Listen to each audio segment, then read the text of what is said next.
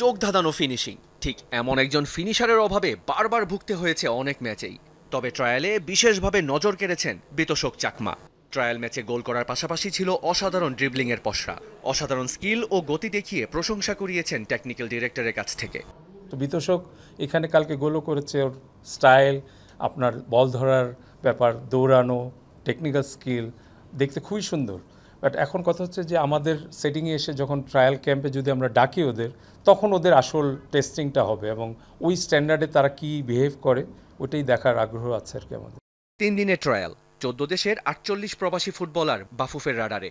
লাল সবুজ জার্সি গায়ে চাপানোর এক বুক স্বপ্ন নিয়ে বাংলাদেশে এসেছেন বিভিন্ন দেশ থেকে। এই ট্রায়াল পর্যবেক্ষণে ছিলেন বাফুফের নির্ধারিত কোচিং প্যানেল।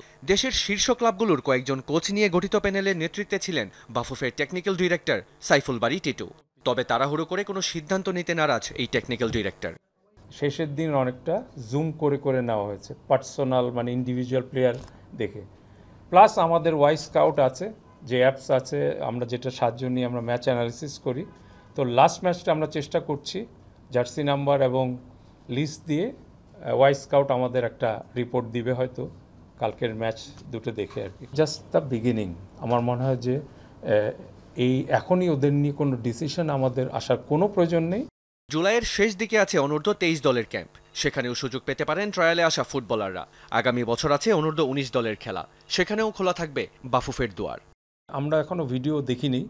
আমরা হচ্ছে যে এমনি খালি মাঠে আপনারা যেমন উপর থেকে দেখেন, আমাদের মাঠের লেভেল থেকে দেখাটা এত ইজি না প্লেয়ারকে জাজ করার জন্য। সো ভিডিওটা দেখে আমরা পর্যালোচনা করে এখান থেকে অবশ্যই 23-র যদি এলিজিবিলিটি থাকে অবশ্যই আমরা চেষ্টা করব। এই 48 ফুটবলার ছাড়াও আরও অনেক চিঠি আছে ফেডারেশনের কাছে। বছরে অন্তত একবার হলেও এই ট্রায়াল চালানোর আশ্বাস বাফুফের। রিয়ান রাফতি, যমুনা স্পোর্টস, ঢাকা।